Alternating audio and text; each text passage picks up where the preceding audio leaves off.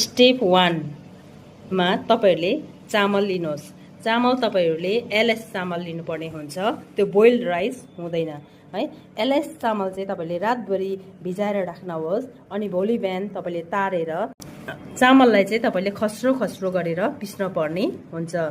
2 मा छ तपाईले जब यो चामल लाउनुहुन्छ 1 केजी चामलमा तपाईले 1 पावा मात्रै मैदा लगाउनुहोस्।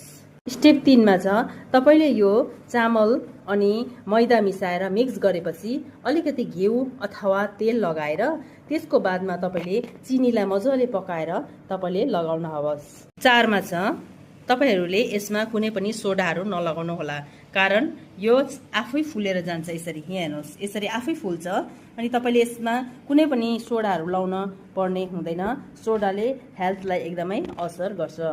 स्टेप 5 मा छ तपाईहरुले तेल युज गर्दा यसमा एकदमै फ्रेश तेलहरू तपाईले युज गर्नुहोस्। किचनमा 2 खेपदेखि 3 खेप पकाएर राखेको तेलहरू तपाईले कुनै पनि खानेकुरामा युज नगर्नु होला, किनभने त्यसमा क्यान्सरको ब्याक्टेरियाहरू फर्म हुन्छ।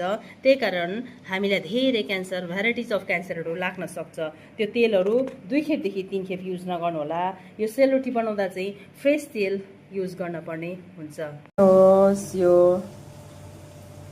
ब्याटर बनेर यतिको भएको छ। यहाँ हेर्नुस्, यो चाहिँ यस्तो हुनुपर्छ, यतिको हुनुपर्छ। हामीले मुसेर सबै रेडी गरेर पोल्ने समयसम्म चाहिँ यहाँ हेर्नुस् यतिको हामीले फर्स्टमा लगाएर चाहिँ यहाँ हेर्नुस् यतिको फुलेको हुन्छ। यतिको काँडा काँडा भएर निस्किन्छ। यो चाहिँ चामल हामीले अलिक काँडा काँडा अलिक खस्रो खस्रो चामल राख्यौँ भने चाहिँ रोटी यसरी फुलिन्छ।